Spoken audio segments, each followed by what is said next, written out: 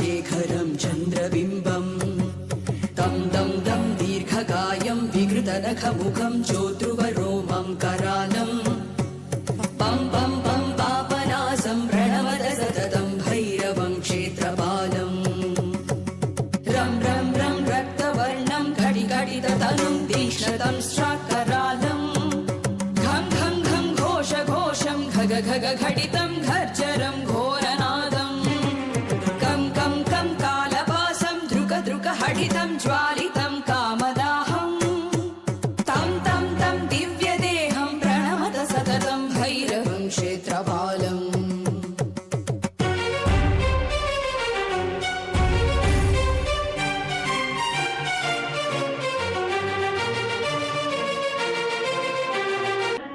అనంతపురం జిల్లా పామిడి మండలం పామిడి పట్టణంలో వెలిసిన స్వయంభూ శ్రీ శ్రీ భోగేశ్వర స్వామి ఆలయము చౌలరాజుల కాలంలో నిర్మించబడి ఉన్నది. భోగేశ్వర స్వామి పెన్నా నది ఒడ్డున ఇసుకల దిమ్మె మధ్యలో శివలింగము ఉండెను. ఆ శివలింగానికి ఒక గోవు నిత్యము పాలధార విడుస్తూ ఉండెను.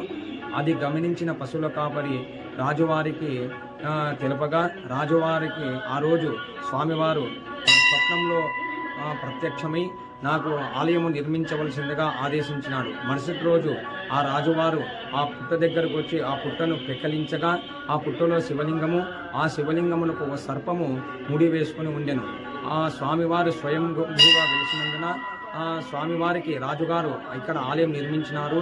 ఆ స్వామివారికి పాము ముడి వేసుకొని ఉన్నందున శేషగ్రంథీపురం అని పిలిచేవారు. నా కాలక్రమేణగా పాము ముడి తర్వాత పామిడిగా మారినది. అనునిత్యం ఎలాంటి పూజా కార్యక్రమాలు జరుగుతాయి ఇక్కడ? ప్రతిరోజు గణపతి పూజ, ఏకవార రుద్రాభిషేకములు, నిత్య కైంకర్యములు జరుగును. మహాశివరాత్రి సందర్భంగా ఎలాంటి పూజా కార్యక్రమాలు జరుగుతాయి? మహాశివరాత్రి రోజు ప్రాతకాలమున పుణ్యావచము, గణపతి పూజ, మహన్యాసపు రుద్రాభిషేకం జరుగును. ఆ రోజు పగలంతా అభిషేకములు జరుగును. రాత్రి జాగరణ రోజు పార్వతీ పరమేశ్వరులు ఉత్సవ విగ్రహములుగా బయలుదేరి గ్రామము అంతా తిరిగి వచ్చి మరుసటి రోజు వరకు గ్రామోత్సవం జరుగును.